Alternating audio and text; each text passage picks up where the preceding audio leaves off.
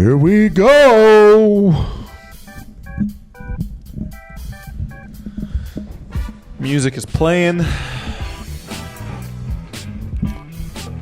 Are you in town this week? All week. Should we do a KOTC call-in show next week? Yeah. I think it's been a little bit since we've done one. Yeah, let's do it. Probably a lot to talk about. All right, you ready? Yeah. Okay, let's get into it. Welcome back, everybody, to another episode of King of the Court. We are your hosts, Tyler and Jimmy Miller. I was about to open with glory to God. You should.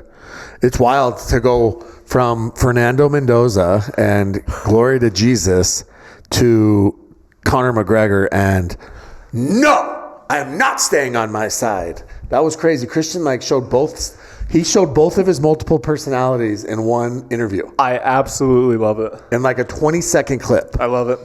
Crazy. All right, welcome to another episode of King of the Court. We have a lot. I feel like we say this every week, but we do have a lot to go over today. As a reminder, there is so much that happens during a week of pickleball, during tournaments, during outside things that it is hard for us to cover every single detail. And so if we miss a story or a match or an incident, please forgive us. Yeah, let us know. We would be like Joe Rogan and have like a 4-hour episode if we covered every little thing. Yeah. Anyways, thank you to the title sponsor of King of the Court podcast, which is Club Pickleball Mastermind. If you are interested in learning how to run and operate a profitable pickleball business, reach out to them and use code KOTC. They have free phone calls, so you can schedule a free phone call and figure out if it's going to be worth your time or not. I think a lot of people are under the impression this is only for new business owners. However, it is not. It is for existing owners as well. Yeah, existing. If you've had a club for a couple years, I mean, even if your club is insanely successful, reach out to them. Find out more ways to become more profitable or run more efficiently. Like, it doesn't hurt you to reach out to see if there's ways that you can kind of have a little bit of a group think, right? And to help each other out and to see ways that you can all become successful. We actually had a couple people reach out. Already, yep. He's had a couple free phone calls. Devin's had a couple of conversations and phone calls. So yeah, I mean, look, Club Pickleball Mastermind, it is for that entrepreneur. It is for that person out there that does not want to be tied to a franchise model. It's for the home cook that wants to make his own burger and not throw the frozen patty on the grill and call it a day. Boom. Go check them out. Use code KOTC. It gets you a little bit off and lets them know that we sent you. Did you know, by the way, so I went to PGA show. You were at PGA show this last week, yes. I had multiple people. So what, more than 2? Like a half a dozen or more. Okay. Tell me that they loved the episode with Devin. It's great. It's very informative. That they listened and they had a bunch of questions.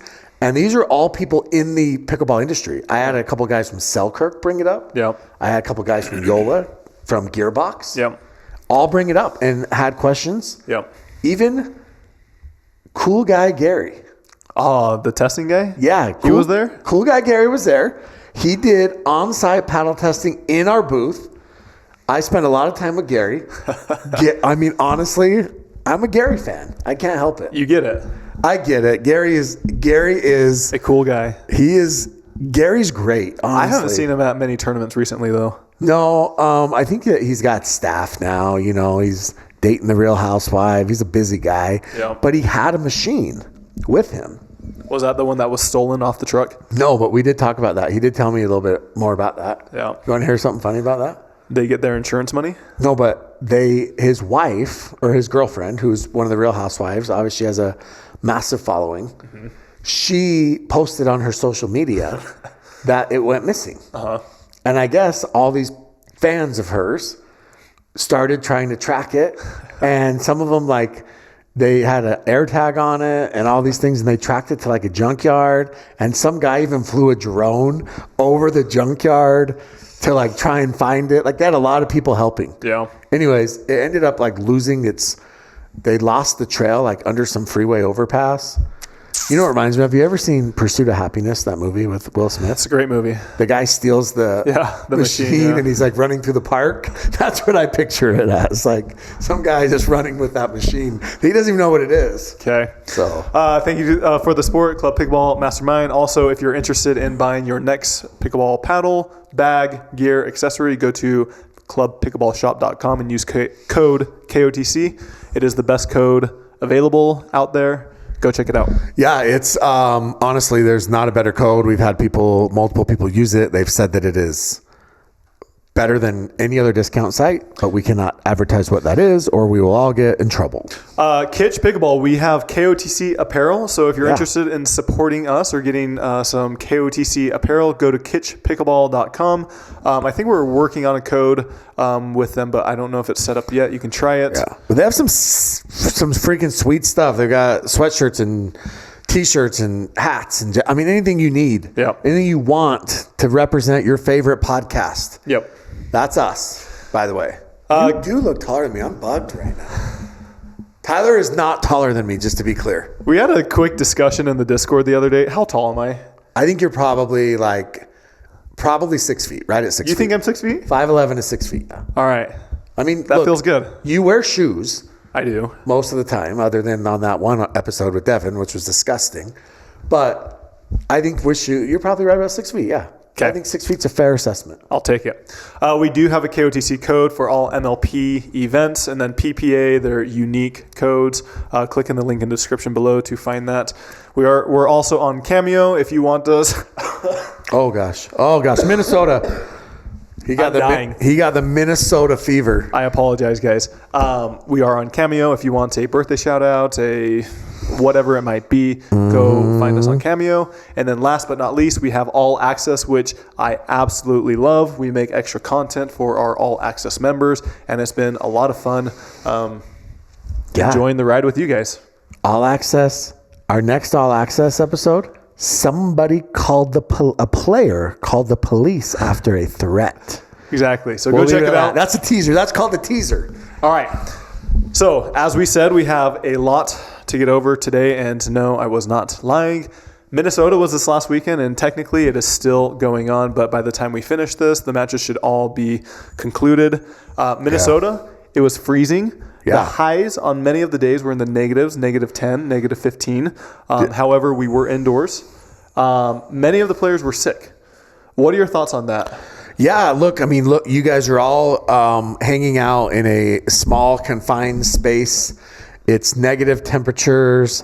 You're all around each other nonstop. It's not surprising that sickness spreads amongst the players. So somebody, I think it was Sorry Not Sorry, he made an interesting and I think valid point. He said, I think a lot of people got sick in California. Yes. And then by the time they got to Minnesota, the symptoms were shown. Yeah, for sure. And look, like I said, you kind of start spreading it all around. It's winter. It's kind of that time of year.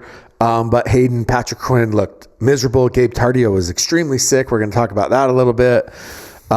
Using a medical timeout due to a sickness you already had. Mm-hmm. Kind of an interesting situation. Fed does not agree. Tyra Black today during women's looked like she was throwing up on the court or was going to throw up on the court. You're sick. It is definitely going around. All right. So where do you want to start with? I think we need to get right into Tyler. I want to get right into mixed doubles. Okay. We usually one of the ones we cover at the end, but let's get into it because I have a lot of thoughts on this. Okay. Alrighty. So mixed doubles. There's no Ben, no Annalie. Annalie Waters does not play if Ben Johns isn't there. So she decided to sit this one out. The 1 seed was Hayden and Anna Bright. Who me and Kiora played them, and we actually got a few more points than some other teams did. Yeah, so Kiora Kunimoto actually had a good she had a good weekend. Yeah.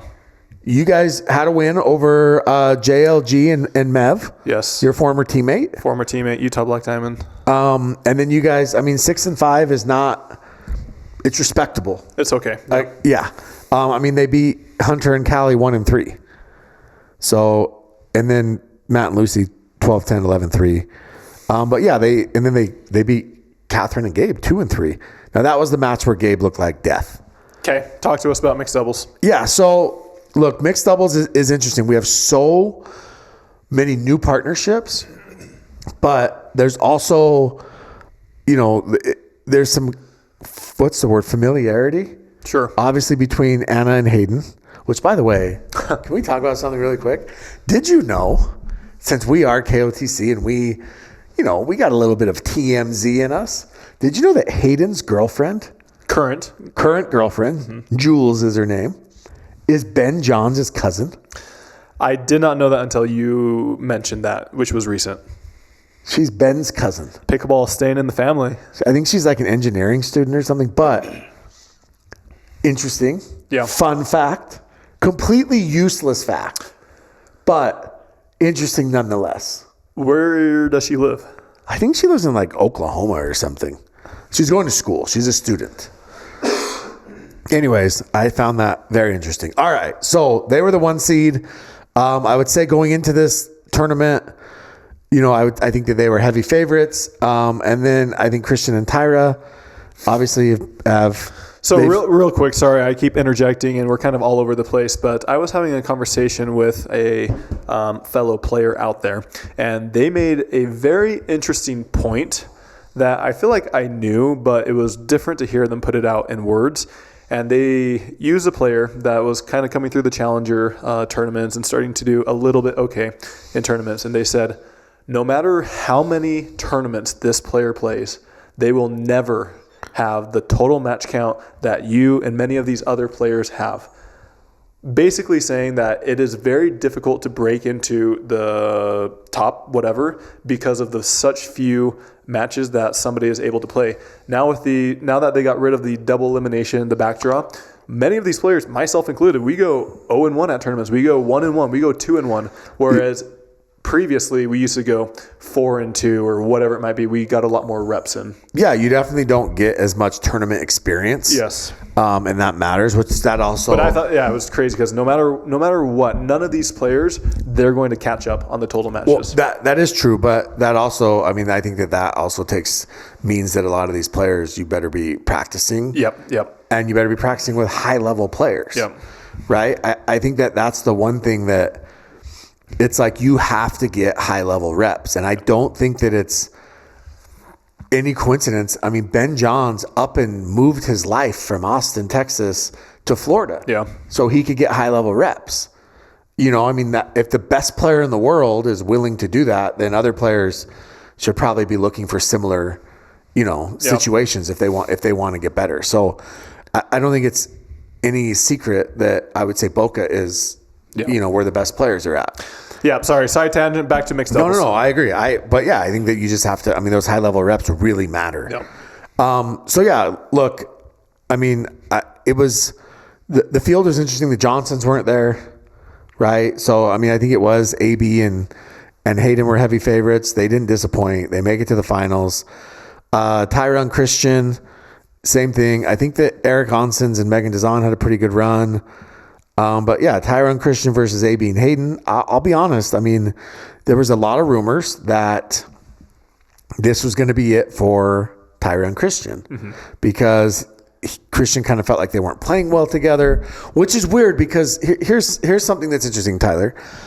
Before the season started, Tyra was on. She did some sort of interview or made some comments, and she said she had multiple people reach out to her about playing mixed, including one top 5 or 10 male offering to even pay her. Yeah. But she chose Christian. She had a chance to play with, I believe, Gabe, Hayden, Christian. There's multiple. Fed. But she chose Christian because she feels like they played well together. Christian's a great mixed player. Yeah. His interviews are top. Are insane. And so after 2 events, two events this season, they're done. Yeah. And they won. So they end up winning.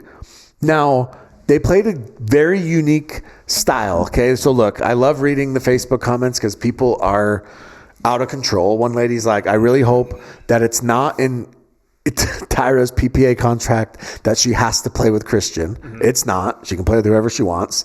One other person went off about Christian being a ball hog and he's bad for the sport and this and that and the other.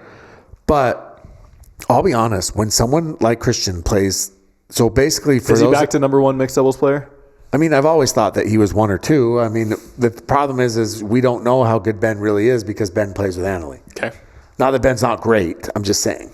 So Christian played 95% of the court, and that is not an exaggeration. It was a lot of I formation, a lot of 1 versus 2.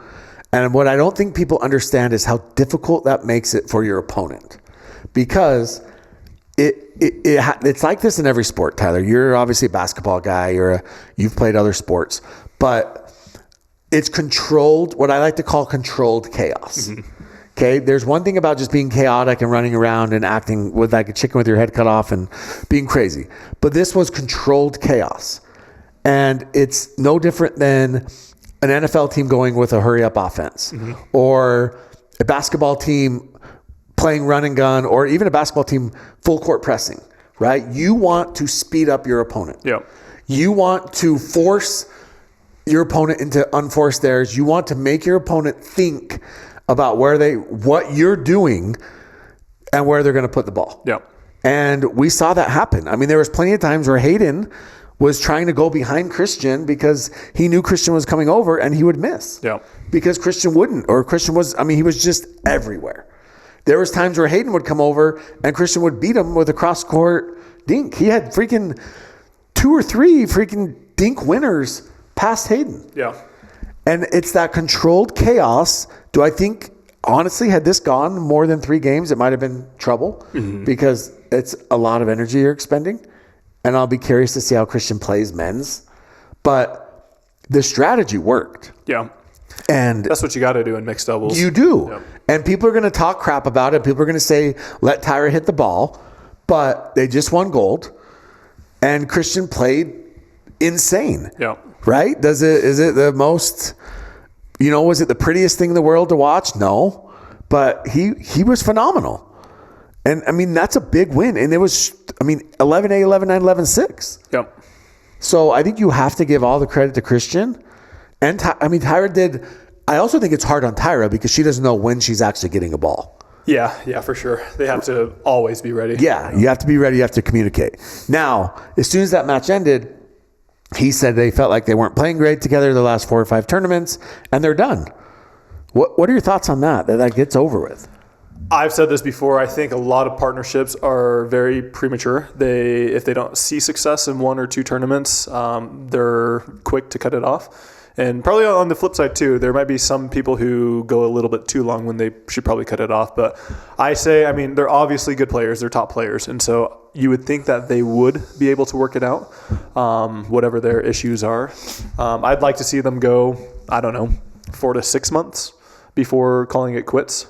Now, they did play a lot last year together, but he did switch to Catherine. And I don't know. Mixed doubles is really interesting, and people most likely won't agree with me here, but Gabe, when he was with Jesse, everyone was talking down on her, but I actually thought Gabe did pretty good with her. Well, they did do well. And we kind of talked about this. They're not going to win. Yes, but how many tournaments has he had without her? 2? Yeah. Okay, and where has he? So he got 4th this tournament, and then what did he get last tournament? Did he lose in quarters or semis? I think they actually lost in 16. 16, yeah, because they played AB and Hayden. Gotcha. Yeah. I don't know. Mixed is tough, but I think there's a lot more in terms of chemistry and partnership rather than just kind of playing the ball as it is. Yeah, for sure. I mean, it does matter a lot, and obviously AB and Hayden are a good team because they have experience playing MLP together. They've played together for a while. Yeah. Christian and Tyra have played together in the past, but I think that he felt like in order for them to have success, that's how he had to play. So who is he now playing with, Christian Alshon? So I've heard that at least for the next 2 events, he's going to play with Rachel Rohrbacher because Will Howells is out. Okay. He sprained his ankle. Oh, wow. So this must have happened like during the tournament. Yeah, this is brand new. Gotcha. So he sprained his ankle. Wow. And then we're going to see a massive shakeup. Mm-hmm. So I believe that we're going to see Catherine and Gabe is interesting because they've committed, but I have heard that Christian... Didn't they commit for the whole year? I heard that, but I also heard that Christian now wants Catherine back. So it'll be interesting if Catherine and Gabe decide after one... Oh, man, the drama. Yeah, if they decide after 2 events what's going to happen. I heard that we may see... Tyra loves playing the left, so we may see her with a lefty, like maybe CJ Klinger. Or Rafa Hewitt, who knows? Well, I would probably say she'd rather not, but I know Hayden was looking for partners, but now it sounds like Paris was supposed to play with Deckel, but now she's going to play with Daescu. Daescu is supposed to play with Anna Bright. So now we're going to probably see Anna Bright and Hayden, Daescu and Paris. I feel like they should just put all the names in a bucket, and then right before the tournament, just draw them. And that's what it feels like at this point. Okay. So yeah, we're going to see some massive shakeups already, which is pretty crazy. What do you want to get to now? Singles? Yeah, let's go men's singles. Okay, men's singles it is.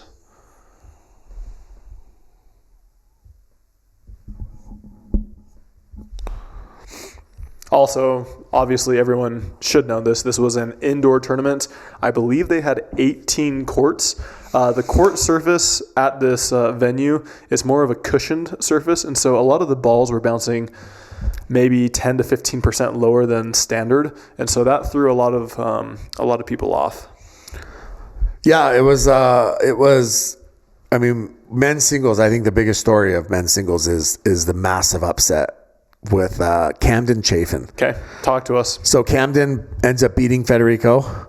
Camden was before that, he beat Donald Young as well. He did well. Not only did he beat Donald Young, but he beat Adam Harvey too. Yeah, who's not a bad singles player. Yeah. So he went Donald Young, Adam Harvey, Fed, and then he had freaking Hayworth on the ropes, match point. He beat him 11-8 game one, and then he ends up losing 12-10, 12-10. He had him 10-8. Okay. And I think he even had him like 9-4 at one point. So, but Hayworth is, I mean, that dude. So we might get into this a little bit more in All Access, but real quick, the Kitchen, with their massive reach that they have, they posted the video. And they got a lot of negative comments saying how embarrassing it is for a sport to be taken serious if you have a 14-year... You all right? Yeah, it's just funny because they reposted it and they're like, Camden, you're famous. But every comment was freaking ripping pickleball. Yeah. Like there was nothing positive about any, and it wasn't ripping Camden, just to be clear. The sport, yeah. It was ripping the sport. There was nothing positive, but for whatever reason, they reposted it, making it seem like, because all they care about is the views. Yep. Right? Like good for them for getting views. They don't care that literally it was actually, that video actually was probably bad for the sport.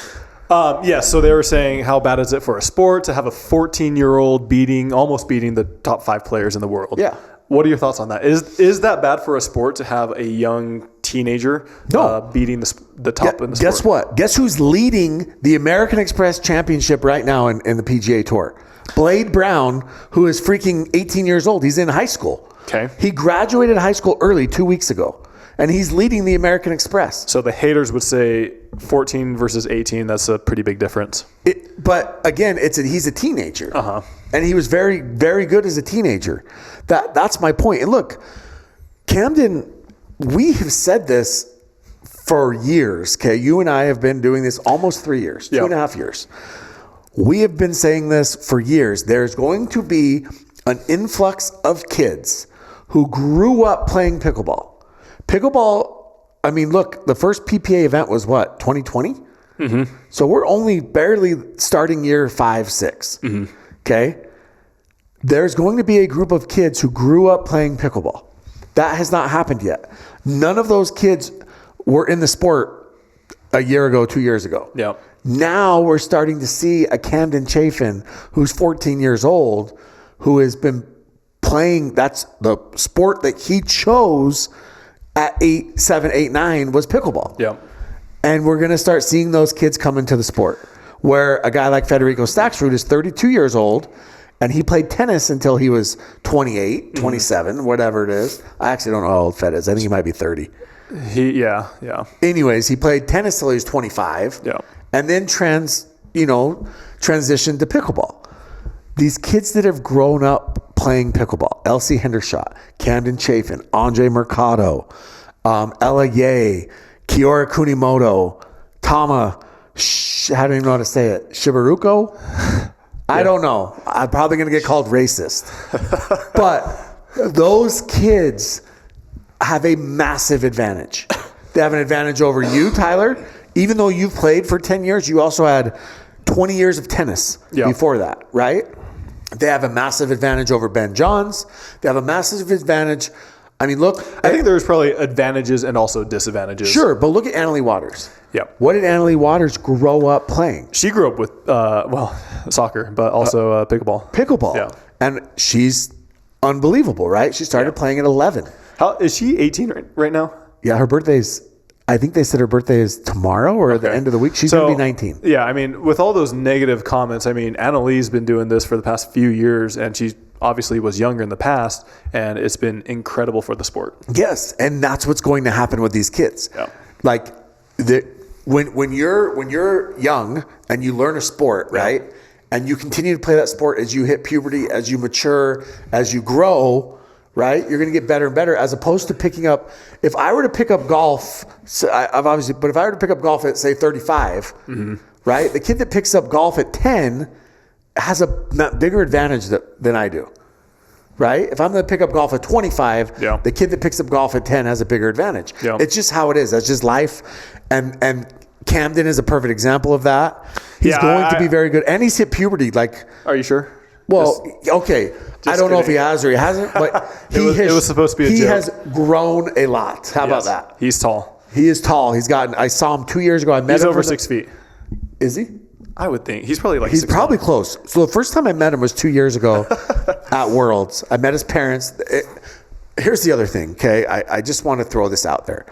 His parents are incredible people who are insanely supportive, but they're not like... what's the word? They're not those helicopter parents. They're not this isn't like I'm going to date myself. This isn't a Marv Marinovich situation. You probably have no idea who that is. Correct. But Todd Marinovich was supposed to be the best quarterback of all time. His dad, Marv, was like literally that helicopter dad that would only let his son eat egg whites, and he wouldn't let him date girls. And right? Where Camden's parents are crazy supportive. Yeah. They just love to watch their son have success. They've raised a great kid, and I think that that's going to bode well for him. For sure. And he's not the only one. But he's just obviously he's the topic of conversation because that's incredible. Yeah, a few other names that come to my mind. LeBron James, he was 18 in high school. He went to the NBA. He was incredible. Michael Chang with tennis, I think he won something around 15 years old. Martina Hingis. So there are a couple other examples that have look at freaking Venus and Serena. Yeah. Right? They were teenagers. Yeah. So it happens. It happens in all sports. Now look, the sports that it doesn't happen in are the sports where it requires, like, you got to be a grown man, like football, right? But there's soccer players that are 14, 15, 16 years old that are, so look at, you remember Freddie Adu? Who? Freddie Adu. He was a U.S. soccer player, literally was playing on the national team at like 16 years old. Gotcha. And he actually kind of flamed out because I think it was just too much pressure. But again, he was a teenager having success. I'm very interested to see his future, or at least how this next year goes for him. Obviously, we've seen a lot of talent, a lot of success already. But we've talked about this before, especially in singles. You see it a lot more in singles than doubles. Yeah. But you see these players, and I'm not saying Camden this will happen to him, but you see a lot of these players have a lot of success. And then the next few tournaments, they don't do anything. JLG, for example, he won 2 tournaments back to back. Yeah. 2 tournaments. And then I don't know if he's gotten to a semis. It's tough. Look, it's hard. Yeah. And we know singles is the hardest. Yeah. And there's essentially 3 or 4 guys right now in singles. Hunter, Hayworth, and honestly, Fed's obviously still there. And then Roscoe. Yeah. Roscoe is actually, last 6 months, he's become a monster in singles. Yes. And those 4 are the 4 that are consistently going to be there. And let's see if Camden can keep it up. But again, I think that, it is the whole point of the conversation is it's not bad. It doesn't matter that there's a young kid. It is good for the sport. And honestly, it doesn't reflect poorly on the sport. I think it reflects positively on Camden. Okay. Real quick, let's touch briefly on the finals, men's singles final, which was Hunter and Chris Hayworth. Yeah, so Hayworth just beat Hunter last event. And Hunter, dude, this was as well as I've seen Hunter Johnson play. He looked very much like the number one player in the world. He beats Hayworth has been a absolute freight train for 3 months. And Hunter beats him 6-0. Yep. Now, I don't know. Maybe Hayworth is sick. I don't know. But Hunter played great. Yep. And, I mean, look, men's singles it's exciting. I am curious your thoughts on the challenger court dimensions and if you think that will ever move its way into PPA singles. My personal opinion, which they say don't knock it till you try it, but my initial thoughts are I'm not a fan of it.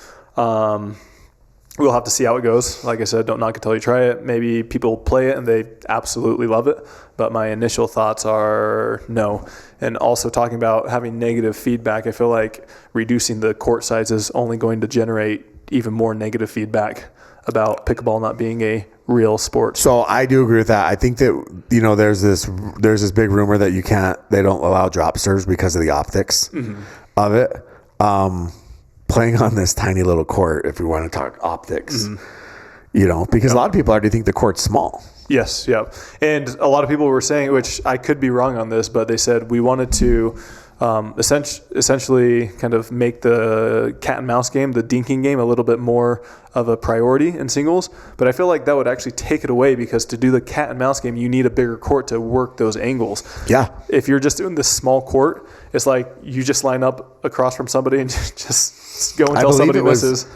I believe it might have been Johnson Cola or one of those. I can't remember who it was, but they actually said that exact thing. They said this actually takes away the cat and mouse game completely because there's no angles. Like you can literally, and it gives a massive advantage to the Hayworths and the Roscoes who already have an advantage. Yeah. Because you get to the kitchen, they can reach everything now. Yes. Yeah. So we'll see. I mean, it'll be interesting. I do like that. I don't know. I like that they're trying these things with Challenger. If they just implemented 100%. This with the pros, I don't think that would go over well. Yeah. Try it. See if it works. If it doesn't, then you scrap it. Yeah. All right. Let's go women's singles. Women's singles. But first, we got to give a big shout out to our next sponsor, which is C&D Pickleball Nets. We love your nets. They're the best, most high quality pickleball nets. If you have a home court, a gym, a pickleball facility, venue, reach out to them at bestpickleballnets.com and use code KOTC. Tell them that the guys at KOTC sent you. They do work with larger facilities, so if you are looking to place a bulk order of 5+ nets, there may or may not be even more savings involved. But yeah, they're great nets, and it elevates the game when you play with a good net. The nets matter. You may not think that they matter, but I promise you that they do. They are very important. So at the PGA show, just going to give you a little Good. For those that don't know, obviously Good's massive YouTube content creators, golf creators. Okay. I met a bunch of the Good guys.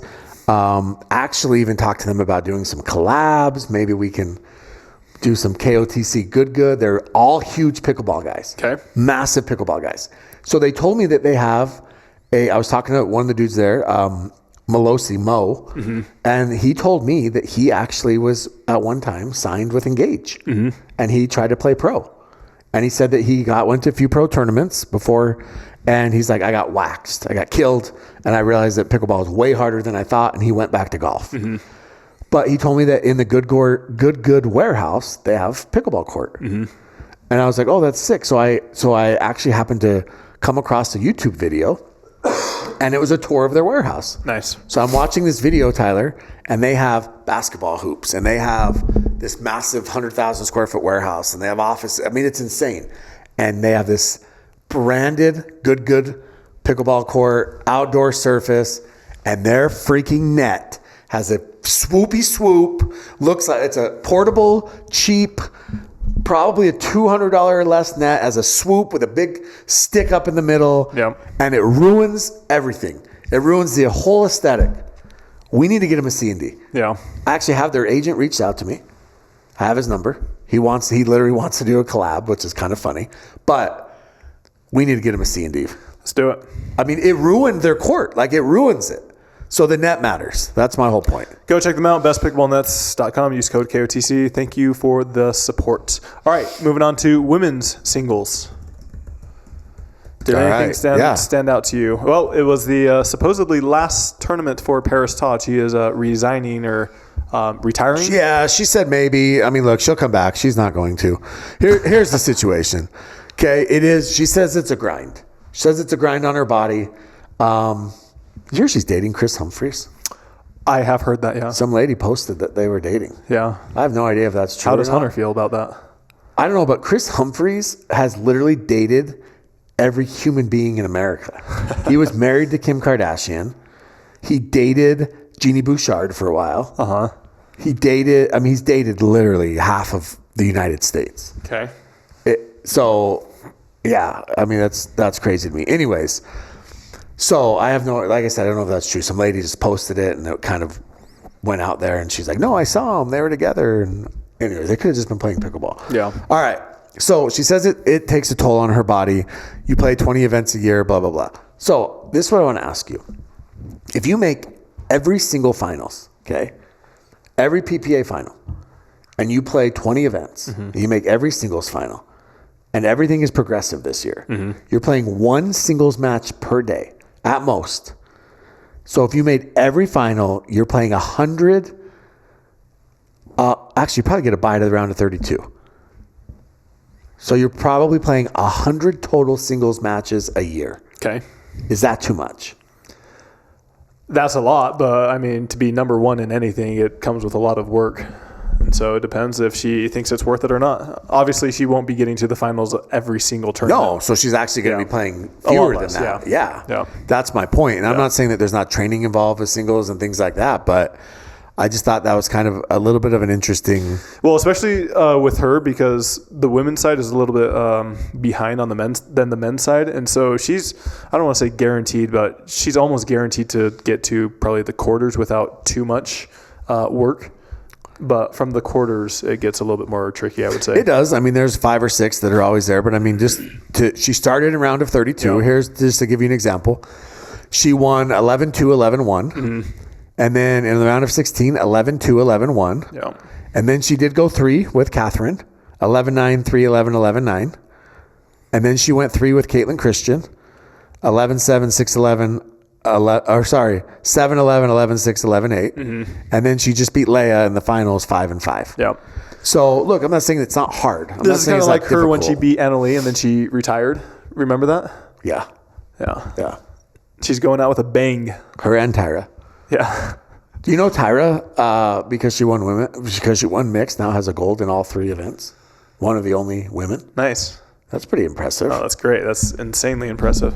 All right. So look, Paris and Leia. Leia didn't play her best. Paris ends up winning it. Kiora did well. I think that was probably the talk of women's singles. Yeah, so Kiora was your mixed partner. Yeah. And Kiora ends up beating Brooke Buckner in 3. So wait, I think we need to back up a little bit, because this is a pretty good run for her too. She beats Hannah Blatt. She beats Zoe Wang, Jim Kloss's favorite player. Yeah. Who he has in the top 10, 1-1. She beats Brooke Buckner in 3, and then she hangs with Leia. She loses, but it was 6-9 in the semis, and then she ends up losing in the bronze match. But I mean, really impressive performance. Finishes 4th. She's 17. Yes. I mean, lives in Hawaii. Yeah. Travels by herself. Really? Yeah. Well, I mean, her parents don't travel with her. Did you take her to Chick-fil-A? I should have after our first win. Yeah, you guys had a good win. We did. It felt good to finally... Are you playing more with her? No. So after the tournament, we were talking about it, and she's all like, I'm sorry, I wish I would have kept a few more open, but she booked the first half of the year, but she said she wanted to do some later on. Who's she with? I think a bunch of random people. Oh, makes sense. Well, good. I mean, that's good.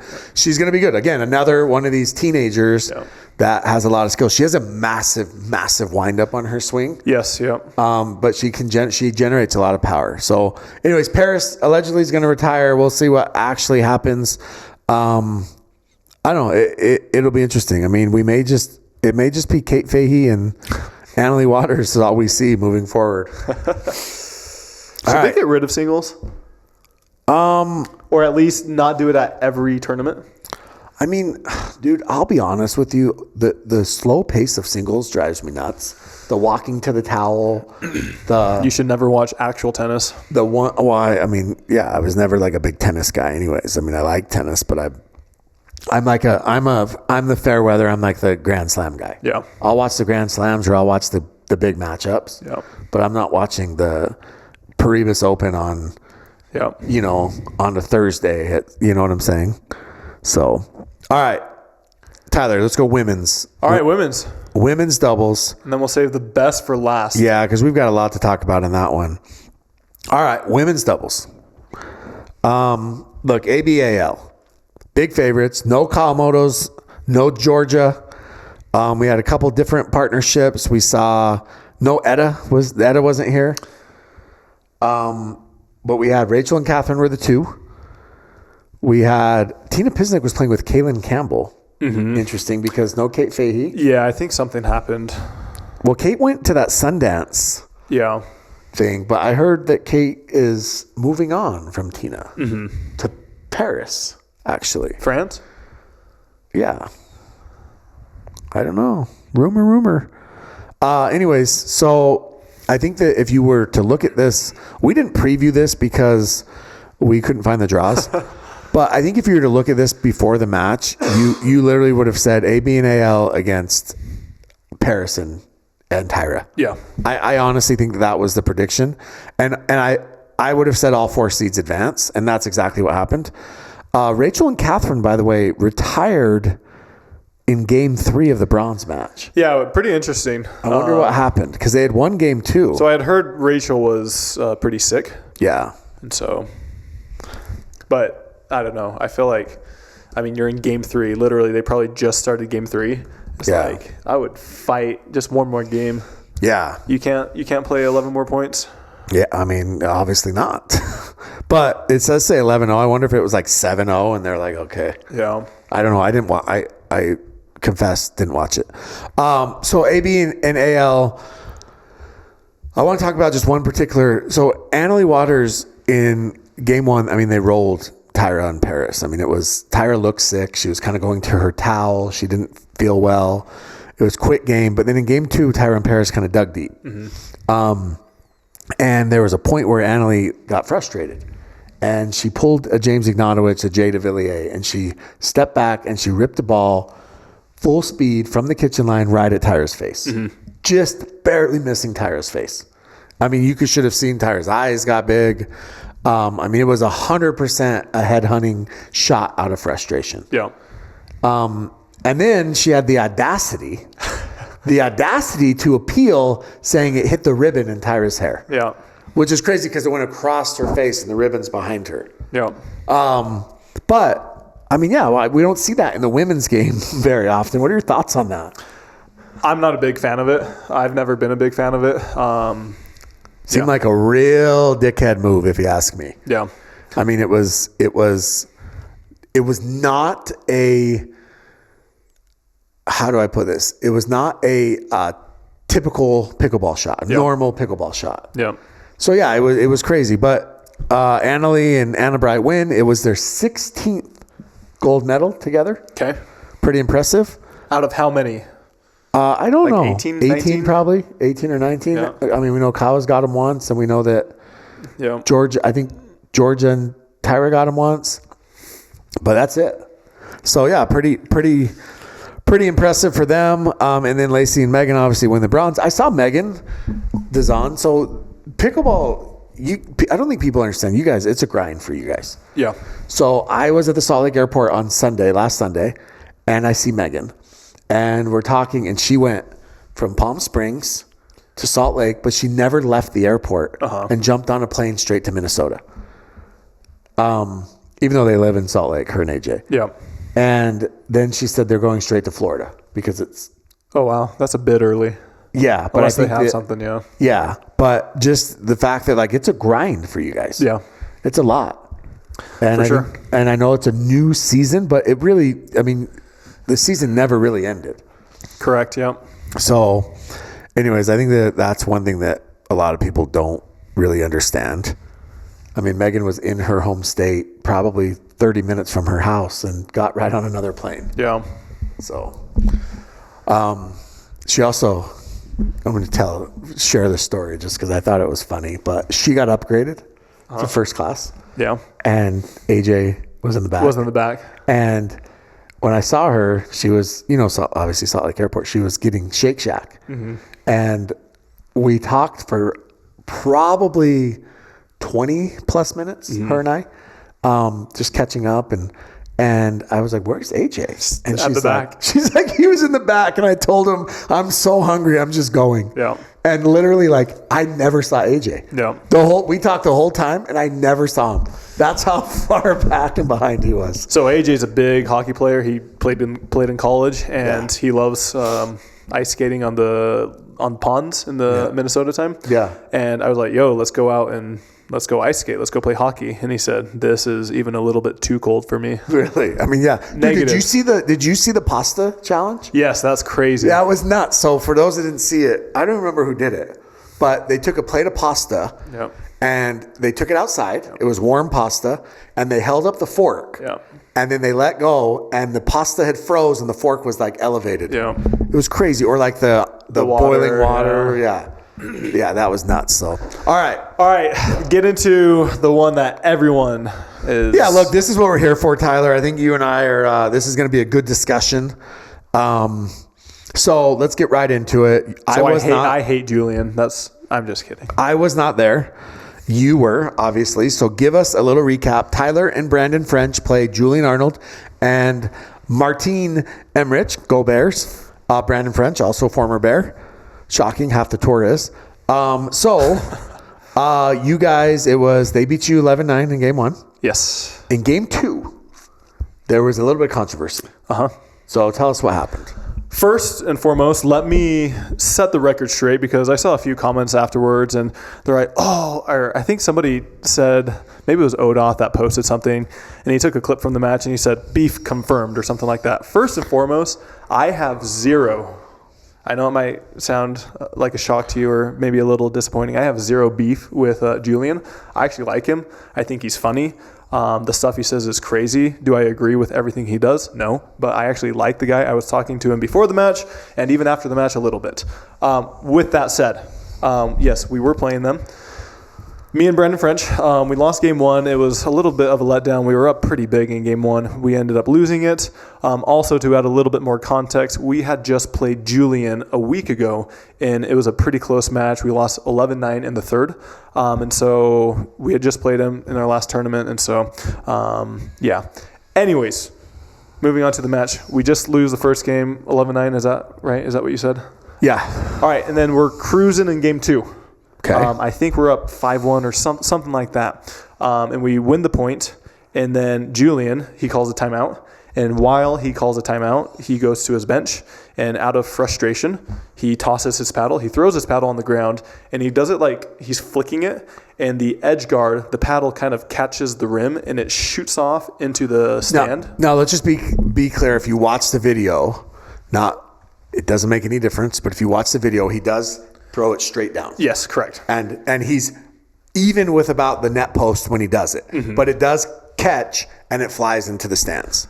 I saw that it hit a spectator. And regardless, even if it didn't hit a spectator, it was an object, it was equipment that was thrown into the stands. And right when I saw that, I went up to the ref and I said, whoa. That's disqualification. That is grounds for disqualification. You can't be throwing a paddle into the stand, whether you meant to or not. You just can't be doing that. And he said, no, I didn't see it, but he saw where the paddle landed, and he saw that it was kind of by that spectator. And so the referee issued Julian a technical warning for that. And I was like, what is going on? You just can't do that. Like, this is grounds for termination, for disqualification. And he said, no, we'll look into it at the end of the match. I said, no, I want to speak to the head referee right now. And he said, no, we're not doing that. You didn't say Don? No, I didn't, because Don wasn't there. Otherwise I would have. Just kidding. So I was telling the referee, I was talking to him for, a minute or so, going back and forth. And I said, hey, I really want the head referee. And I probably said that probably three or four times or so. And eventually he just kept saying, no, let's go. We'll look into it at the end of the match. And I wanted Julian to be disqualified because you can't be doing that in a pickleball match. Now, is that, I don't know. I just tried to pull the PPA rulebook and it doesn't, obviously it's very hard to find. But is that referee discretion? Is that? No, so, well, I mean, we're jumping ahead, but basically at the end, any time that a paddle is thrown into the stands, that is grounds for immediate disqualification, is what the head referee told us. Anyways, we keep going back and forth. There's not really much drama during the match. I mean, there's one or two points where... You guys are definitely chirping. I mean, there was a lot of chirping. If you think that's chirping, then... Well, there was. I mean, for a guy who says that he doesn't like chirping... There was definitely chirping. I would not classify that as chirping. I mean, you say one or two things. I classify that as much more high energy. Okay. I mean, what Matt Wright does and when I play Matt Wright, that's chirping. And then I thought it was a little bit funny because Zane Navratil, he made a little video and he's all like 3 of the most vocal players, which if anyone watches Brandon French, he doesn't talk. He doesn't talk anymore in these matches. He's actually very quiet. And so I just thought that was a little bit funny. I mean, in past, Brandon French was pretty vocal. Yeah. But now, I mean, the past year, he's actually been very quiet. Anyways, moving on. It's but close. He does have a reputation that he's built. Yeah, he has a reputation, he's for sure. He's built that reputation. Sure. Julian has, and you have too with you and Matt and, you and Hayden, you've had a few different instances, right? Sure. I'm not debating that at all, but there are other players that chirp and have a lot more energy than myself and even Julian for that matter. With that said, we go to game 3. We actually have a massive lead. I mean, it's on us. We should have won. But with that said, it was in the back of my head the whole time that this match was played in vain. It shouldn't have even been played because he should have been disqualified. Anyways, we had a big lead. I don't know, 9-4, 9-5, something like that. They end up coming back. They end up winning 11-9, Julian and Martin. And right at the end of the match, I go up to the referee. I didn't even think about it, but I don't tap paddles with them. I just go right up to the referee and I said, we need to look at this right now. Like, he should have been disqualified. The referee says, we will look into it right now. And so I wait for the referee. And then as we go up to the head referee, he tells me, I said, if it is shown that he threw the paddle into the stands, will he be disqualified? And he said, yes. And so long story short, they talked to the head referee. I don't want to get too much into this. I'm just trying to state facts, but after a long time, we were told that me and Brandon were actually getting the win and we were moving on and that they were going to be disqualified. And then after a couple changes where we ended up winning, where we ended up losing, where we ended up winning, where we ended up losing, they finally decided that we would not win because the match had finished and that the next match was a disqualification or withdraw. So a few thoughts. I'll just give my own thoughts and we might not disagree. We might not agree on all of this, but one, the ref clearly, if the rule book states that throwing a paddle into the stands, and I don't know if like I said, I can't find the rule book. It says page not found. So I don't know if the rule says that if you throw it in the stands at all, you're disqualified, or if it has to hit someone. No, so the head referee said if it goes into the stands, it doesn't even matter if it hits somebody. If it goes into the stands, then that's so clearly the ref obviously should have disqualified him right away. That's number one. I don't think that anybody can debate that. Yes, that was the main issue. Like I said, I have zero beef with Julian. Like, I'm happy to talk to him right now. Yeah, so I think that's number one. Second thing is, I do think that if a player calls for a head referee, if it's not a player who has a history of calling for head referees, and it's something that I would say feels like a rules violation that needs to be discussed. I think that the head referee should come over. So I think that's number 2, where there was probably a mistake there by the referees. Now, where I think we probably disagree is that I do think that the ref screwed up, but once the match is finished and completed, Julian getting disqualified, sure, but I don't think that they can have you guys move on when you actually lost the match. Now, I'm not saying it didn't distract you. I'm not saying that you weren't thinking about it, but I don't think that they can have you move on when you actually lost. Had the match never been completed, fine. But once it was completed. But what in that situation? So the referee said, we will look into this at the end of the match. Yeah, but I mean, that's on, like I said, the ref made a mistake. Yeah. That's on the ref. But once you lose the match, you can't push somebody forward that loses a match. So I think in basketball, like at the end of each quarter or something like that, at the end of the games or whatever it might be, they will review 3-pointers if it was a 3, and they'll adjust the score. Yeah. And so, I mean, there's a couple examples like that, and obviously, but this wasn't a point situation. This wasn't a ball that landed on the line or didn't land on the line. It was literally a disqualification. I mean, that would have ejected him right then. Yeah, but do you think it's a little bit weak that you're trying to advance on a disqualification as opposed to actually winning the match? I mean, you can say whatever you want, but a win is a win, and I was trying to get that from game 2. And I know, but that's what I'm saying, though. You actually lost the match. Yes, but I mean, those are under different pretenses. I mean, 11-9 in games, the last 2 matches, I mean, it's not super...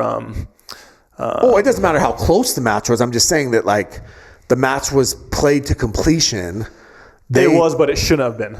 It should not have been. I understand that, but the ref played it to completion. That's what I'm saying. I don't know the rule. If the rule says it's a judgment call, or if the rule says that it's a hard, fast... So the head referee... Black and white. He made it sound like as soon as it went into the stands... But the one ref said he didn't see it. But he didn't, but he acknowledged it. That's why he gave him a technical warning, because he saw where the paddle landed. Yeah. And so that's where the issue is a little bit. Yeah. But I don't know. And listen, you could tell me, a lot of people could tell me how many times I've lost, and not once have I complained or cried about a loss or something like that. But this loss, it shouldn't have been played out the way it was. Like, I can take losing. I've lost hundreds of times. But not once have I been very, not embarrassed, but just disappointed in how things went. I'm not saying that he shouldn't have been disqualified. I'm just saying that, like, once the match is completed, it's really tough to have you advance. And I get that, and that's why the whole situation dragged on for literally the entire night. And it sounds like obviously the referees needed to make a decision. They didn't. It should have been made then and there. But I do think that the ref should have been firm and just said, hey, we're issuing a technical warning. It's not a disqualification. And they shouldn't have given you that glimmer of hope, I guess, that even if you lost, you were going to be able to advance. Yeah. And should have just ended it right then and there and let you play out the rest of the match. I don't disagree with that. But again, it's something that obviously has happened in the past. DJ threw a paddle. Pablo broke a video board. I mean, it's happened. Christian has thrown paddles. Zane Ford's broken paddles. But I mean, I was talking to French, and he's like, regardless of if it hits somebody, you can't have players throwing stuff into the stands. I agree with that, but I also don't. I 100% agree with that, but I also don't think it's on the players to enforce that. The refs have to enforce that. That's what they're paid for, right? It's not the player's job to enforce those rules. It's just like it's not a player's job to enforce a foot fault when there's referees there, right? Mm-hmm. You can't call, unless you're Deckel, who somehow can get away with it, but you can't call your own foot faults if a ref didn't see it. Yeah.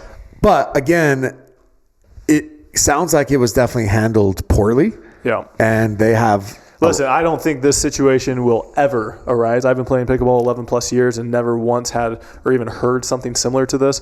And so I don't think this would ever arise again. And I know that the PPA, they were wanting to, they didn't want to set a standard of this happening, but it's like, this has never happened before.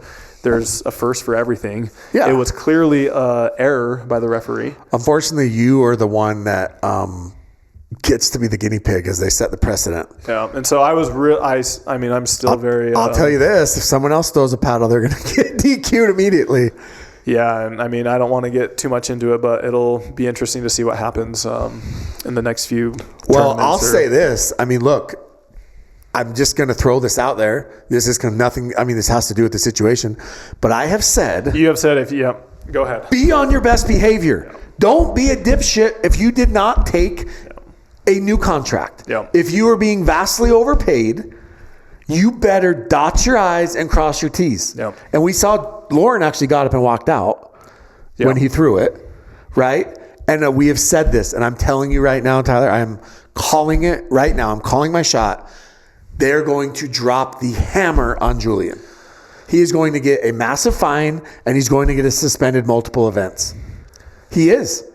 The only thing with him is he might lawyer up. Fine. Lawyer up, but there's no ground to stand on when you throw a paddle into the stands, and it's on video. Like, this is what I am saying. All of these players out there, like, you don't understand. Like, this is, I don't want to say this is PPA's chance to recoup money, but this is PPA's chance to recoup money. They should be thanking me. Yeah, like, literally, like, Julian, if I'm PPA, I drop the largest fine in PPA history, because I promise you, let's look at Ron Artest. Ron Artest, right? The Malice at the Palace, for those that don't remember, the Pacers and was it Pistons, goes into the freaking stands, punches a fan or goes after a fan in the stands. And he gets a 30-plus game suspension. He gets all these things. This is very similar. You threw a paddle into the stands. The intent wasn't there, but regardless, it went into the stands. Okay, I agree. So he doesn't get 30, but I give him a 3 or 4 suspension without tournament suspension with no pay, and I fine him $75,000. Yeah. I really do. Like, I think that you have to put a stop to it. Yeah, but I mean, going back to some of the comments I was reading, they're like, I'm very curious to hear about Tyler's justifications for his actions. It's like, I had 0 actions. Like, I did not throw a paddle. I wasn't swearing. I just was. Look, people think that you were trying to get a free win, and you admit that you were. Well, rules are rules. Yeah, I understand. I think that people are trying to. I think that there's people that are going to say that I'll just be honest with you. That are going to say it's soft, and that you're looking for the freebie, and you're trying to advance on a technicality. Well, I mean, that's a pretty large technicality, is throwing a paddle into the stands. But I do think that it's going to be interesting, because I really think that PPA is going to drop a freaking hammer on him. But then, it's very unfortunate, because, I mean, after we had been told that we were moving on, that we weren't, that we were, Max Freeman and Tyson McGuffin, they get a free round to the quarterfinals. Yeah, but, I mean, I think that obviously happens a lot. I don't disagree, just to be clear, like, once they finish the match, I've already said this multiple times, that they can't have you move on. You can't have someone that loses the match. But what happens if you sit there and you're asking for something and they're not? Well, I agree. That's on them. But again, I guess you could have refused to finish, right? Yeah, when the ref tells you, let's go. Yeah, let's go. I understand. But because the match was completed, so like in baseball, I had asked them probably 3 to 5 times. Yeah, like I said, this is on the ref. Like, the ref should also be some sort of reprimand, obviously. But in baseball, you can play, if you're not happy, say there's a call at first base and you feel like you beat it, you're out, you can actually play a game under protest. Mm-hmm. And what they do is they allow you to play a game under protest, and then at the end of the game, they will review it, right? Mm-hmm. Here's the problem. I've been watching baseball my entire life. I've never seen a game played under protest where they've changed the result. Mm-hmm. They're not going to change the result. This could be the first time. What they're going to do is they're going to educate moving forward. What was I about to say? What were we just talking about? I don't disagree. But it was a very disappointing, and like I said, I have had my fair share of losses the past few years, especially the last few years, and I'm okay with losing, but when it's not done properly, when it's done incorrect, when it's done illegally, that's when I have issues with it. So what if you hit a game-winning Ernie on match point and the ref doesn't call it, but your foot was on the line? Is that different? What are you talking about? Like, they go back and review it, or no? I'm just saying, like, say it's if the ref doesn't catch it, then they don't catch it. Okay, so the ref didn't catch the paddle throw, but he did, because he assessed him a technical warning. But he didn't see where it landed. He did see where it landed. That's why he didn't see the throw, right? No, but you can deduce from a player standing 10 feet away from the paddle and the paddle landing into the stands and him picking it up. Yeah, but if rules are rules. But then in addition to that, okay, fine, let that be. But when I say I want the head ref, I agree. I don't think there's any argument that the ref screwed up. Yeah. And there's no argument that they should have got the head referee, and the head referee should have came and solved the problem. So last thing we'll say, because we've been talking about this for forever, but Very shocking. A lot of people don't know this, but I was actually a college referee many years ago. I did University of Utah, BYU, Utah State, everything like that. And so we did UCLA, USC, a lot of these big schools. I was talking to a referee because there was a similar situation where the match ended and both of the players went up and shook hands. And he said, the match is done because we shook hands. And the referee said, no, we can still go back and review something or change something. And so basically what I was getting at is just because the match is over, in my mind, doesn't necessarily mean that things can't be undone. Obviously, it's a lot more difficult and it's a lot more tricky, and it's probably never been done, or the times that it has been done is very rare, but there's always a time for a first, and when you have the evidence like I do, it's a pretty strong case.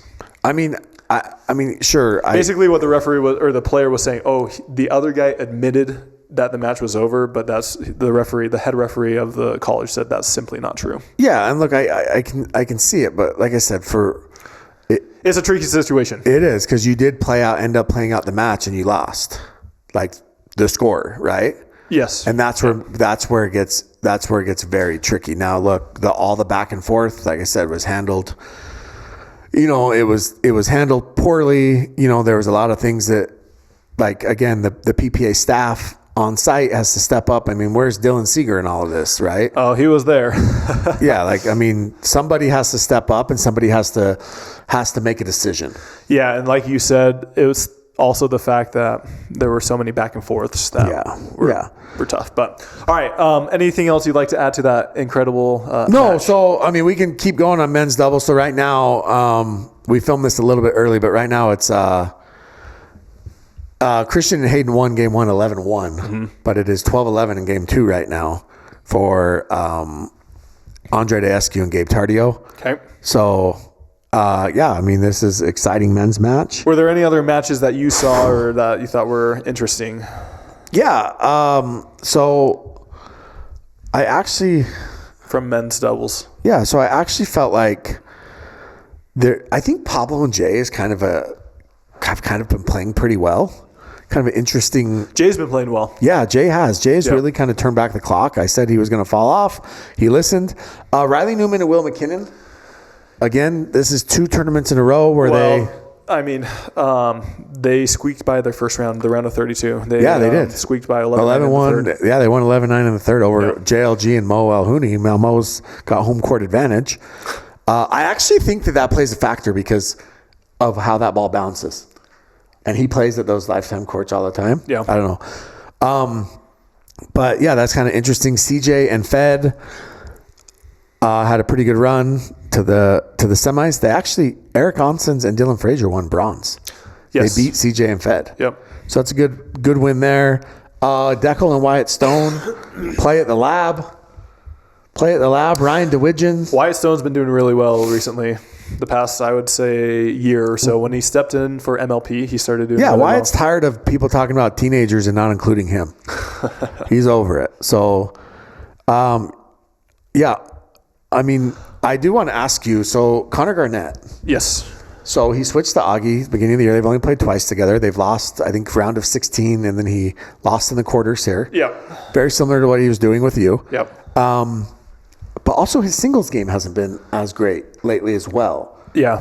He's lost to Roscoe the last 3 tournaments. Yeah, but that's 1-1, didn't he?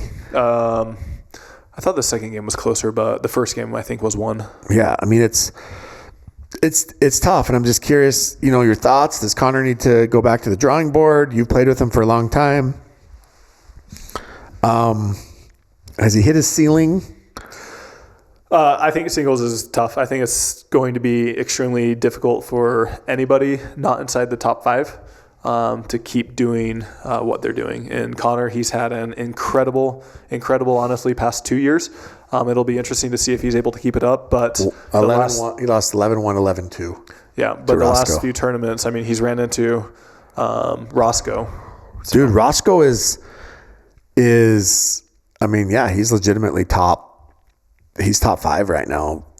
Legit. In the last 6 months, I would say that if I had to rank my top 5 singles players, he's got to be in 4 or 5. Yeah, I think it's Hunter, Hayworth, Fed, Roscoe, and then there's a flavor of the month, right? There's that fifth guy, which Dylan actually has been playing pretty well.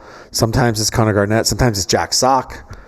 Yeah. Sometimes it's, Christian Alshon actually has a couple wins. So that fifth guy is interchangeable. But I would say Roscoe is firmly in that four spot right now. Yeah. And climbing. So also shout out. Yeah, let's talk about that just really fast, just because this is a long episode.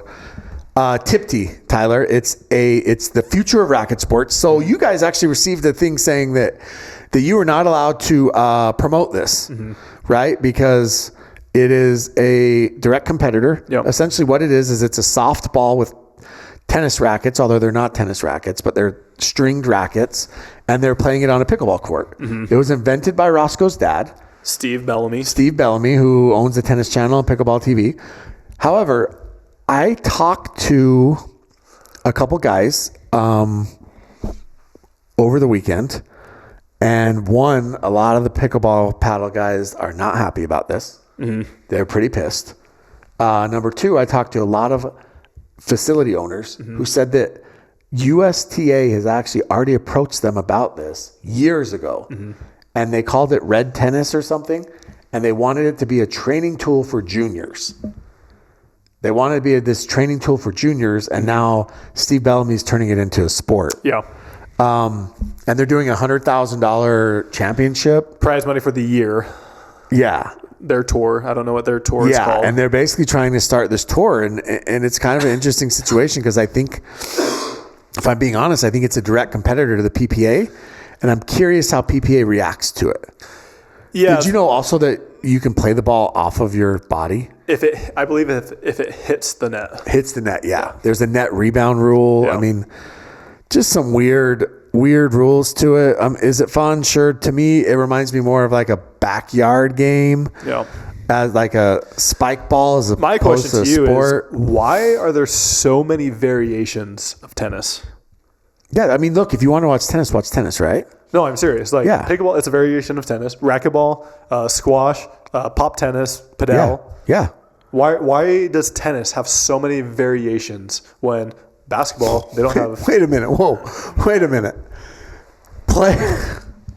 Players can use their racket or any body part, hand, foot, face, etc. to strike the ball. Is that off the net or is that anytime? Ball strikes just must include one motion. Ball can include multiple strikes and carries if the racket is accelerating. My question is just why? Why is he pursuing this versus trying to support pickleball or something else? Like his son is on the top of his game. Yeah. He has a world-class podcast if you count views, allegedly. He's a top 5 singles player right now. His wife is a Hall of Fame pickleball player. Yeah. Why now? Why this? It's weird. Yeah. It is weird to me. The servers may hit the returner or returner's partner with the ball, so you can nasty Nelson. Yeah, it's just weird. But yeah, so I'd be curious. So you could literally you could hold your racket, but then hit it with your hand and fool people. Yeah. Like this is a clown sport. It's a clown sport with clown rules. Yeah, I mean, it might be fun. But it's fun to play in your backyard. Like this is the shit you make up with your friends. We had Lucy Kovalova on our pod a couple times now, and she said when she first started, they would play tennis on a volleyball court. Remember that? That's how she got into pickleball. Is they would play this soft tennis game on I believe she said on a volleyball court. Yeah. And they would stand there with their rackets and they would hit it over. And this is kind of what this is.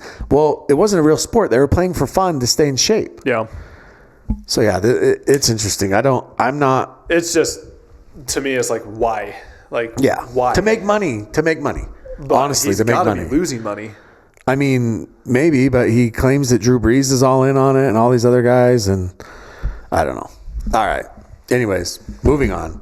Anything else with men's doubles? Any other matches you saw? No, I mean, like I said, men's doubles is there's no Ben, so Gabe is playing with Andre. Gabe is sick. We can talk real quick about the semis, just really fast. Gabe Tardia was sick. Oh yeah. And so they took a medical timeout.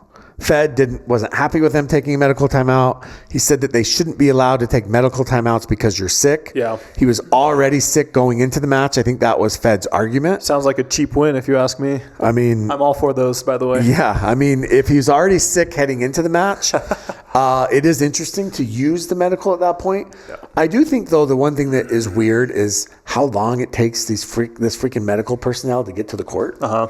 I mean, literally, it's like 20 minutes for them to even get to the court. Yeah. And the clock doesn't start until they get to the court. So Tyler, are people taking advantage of medical timeouts? I'm sure some are. I don't think everyone is. You should have used the medical timeout until the head ref got there. Well, he wouldn't allow it. He wouldn't allow it. I would have used one, but he wouldn't allow it. But I'm just saying that, like, so what are your thoughts on it? Gabe's like, I could have thrown up all over the court.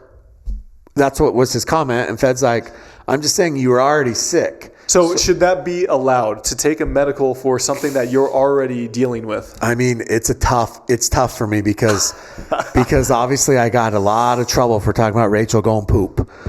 And I got in a lot of trouble for that when she ran off the court and killed the Kawamoto's momentum. Whether she meant to or not, it still killed their momentum. So yeah, I don't know. I think that should it be allowed? Because there are, I don't know. I'm torn. I don't know. To me, it kind of reminds me of, it depends on the situation or what climate you're in, but in some tournaments, you can't call a medical timeout for cramping.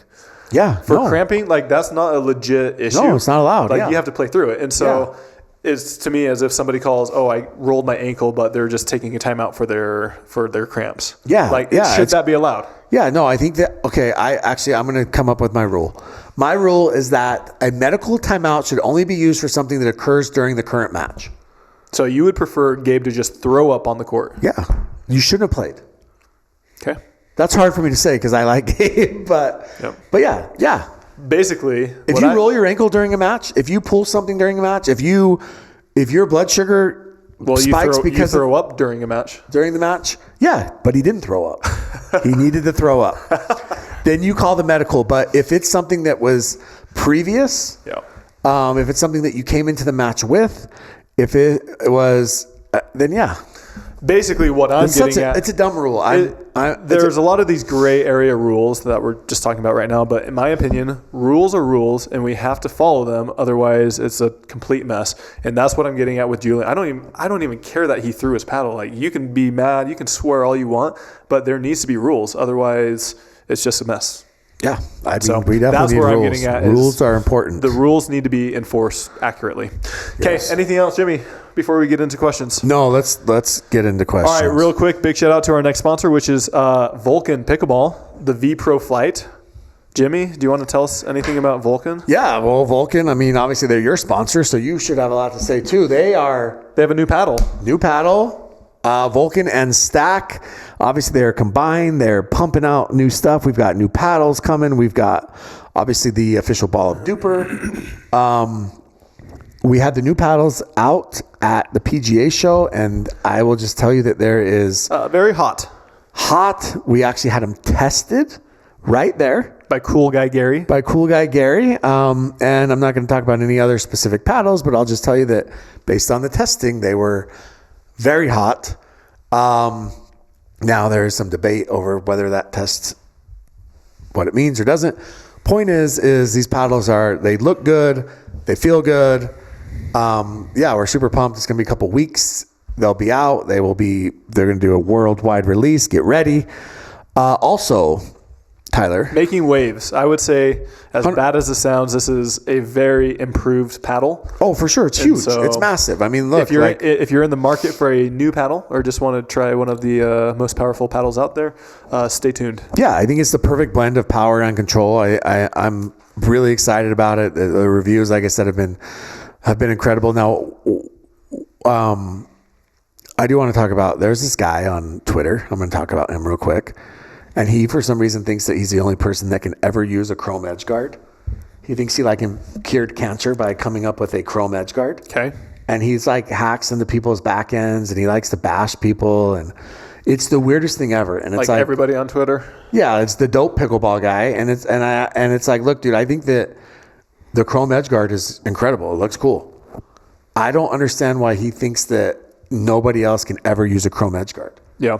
Like, it's not that it's a cool thing, but it's not like he reinvented the wheel or something like that. It's so weird to me.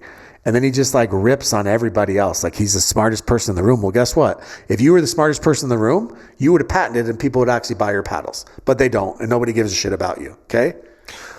All right. I feel like time to start some more fights. We're not starting enough fights, Tyler. Maybe it's gym class. Maybe. Okay. All right. You ready for questions? Thank you for the support, Vulcan. Go check them out. VulcanSportingGoods.com. Use code KOTC for their balls or also their paddles or bags. I think I have some questions. Keep All going. right. Somebody said, why does the PPA seem to hop around the nation so much? Example, Florida to Cali to Georgia, etc. Wouldn't it be easier to have tournaments grouped in regions? Example, 1 month of tournaments in the East, 1 month in the South, etc. So I actually agree with that from like a travel perspective, but you have to, I mean, there's way, way, way more that goes into it, right? There's got to be openings at the facilities. You've got to be able to, you want to spread out, obviously, your brand awareness all over the country. I mean, I think that, and you also got to remember that PPA is in Texas, so they're very central. So, I mean, whether they go East Coast or West Coast, it's about the same distance for them. And then also weather plays a factor. Now, going to Lakeville, Minnesota in February is probably not, or January, probably not the best thing in the world, but it is indoors. Yeah. Right? And so you got to, weather, there's all sorts of. I mean, I've said this before, but I love indoor tournaments. Yeah. So there's just a lot of factors that come into play. Does it feel like they're all over the place? Yes. But, I mean, sometimes you got to go with what you got to go with. Yeah, like you got to kind of beggars can't be choosers. Yeah. So if there's a venue that opens up and it fits all your needs, then you got to go. Exactly. And with honestly, there's no better. I mean, Palm Springs in January is great. Yeah. All right. So this lady fired off like 5 questions. We'll see if we can get to them. I want to know your thoughts on all these random semi-pro leagues popping up. Yeah, I mean, look, everyone's going to come up with their own little league. There's all these money balls out there. There's always been money balls in pickleball. And so I think that, there's in the NFL, there's the XFL, there was the USFL, there was Arena. Like, everybody's going to come up with their own little thing. There's actually a semi-pro league in Utah. There's all these there's semi-pro leagues everywhere you go. But the reality is there's one that's at the top of the heap, and that's the one everyone's trying to get to, which right now is the PPA. Okay, we're only going to answer one more from this person. They said, what's the reasoning behind having to be a contracted PPA player in order to be eligible for the MLP draft? Not arguing the rule, but what's that about? The rate players are getting signed is way too slow. And it also may end up being the reason we get bored watching the same people win. It's the same pool of people being pulled from. Okay, well, look, first of all, they have 175 signed players right now. That's a lot. I think if you were actually to ask a lot of the contracted players, they would actually say the opposite and say that they're signing too many. 100%. I mean, there's 175 signed players right now, number one. Number two, if you're not good enough to get signed, I mean this like sincerely, then you're probably not good enough to play MLP anyways. Number three, PPA is not going to, or an MLP team, just speaking as a GM, we don't want to invest money, time, travel, coaching, uniforms, all these things into a player that has no contract with the organization, and we start promoting them on social and all these things that can walk away at any minute and go back to, say, the APP or go here. I'll just give you a great example. Amanda Hendry was great for us. We loved Amanda Hendry. We would have kept her. Mm-hmm. She was playing really well, and then the season ends, and they're like, "Hey, you can't have non-signed players." And we lose Amanda back to the APP. Yeah. And that's what happens. So that's why you kind of have to have some. My question, though, for that is, do you know if she tried to get a contract? Like, why did they not sign her? I think she did and she didn't. I think that the amount of money they were offering didn't make sense to what she was making in APP. Plus, her boyfriend was in APP. It just made more sense for her. But, yeah, I mean, look, it's the same reason why. Like, you and I have gone on other podcasts, and I don't have any problem promoting other podcasts, but I wouldn't have Zane, no offense, come on our podcast every single week and just freaking give a plug for his own pod. Yeah. And that's what it feels like if somebody's, unsigned. How do pros feel about media timeouts? Do they impact the game like a regular timeout? Speaking for myself, I have pretty limited experience because I don't play on CC all that much. But when I do, they do have media timeouts. The first one, sometimes two, it's fine. But if you get more than that, for me, it's actually very annoying and it does disrupt the flow. Obviously, players like Ben Johns, Annalie, I'm sure they're very accustomed to it. But I think it is kind of annoying. And sometimes the media timeouts are like 2 or 3 minutes. Then other times I feel like they're like 4 or 5, which is quite a bit longer. Yeah, the media timeouts are actually really funny to me because we're not used to it, right? Pros, players, everybody, nobody's really used to the media timeouts. And they always come at the most random times, it feels like. And so obviously other sports are used to it, but even other sports, there's a specific time, right? Under 12, under 8, under 4. And it's like PPA, it's like, oh, that rally, those 2 points took 7 minutes. We need to go to media timeout. Yeah. You know, so there's kind of no rhyme or reason.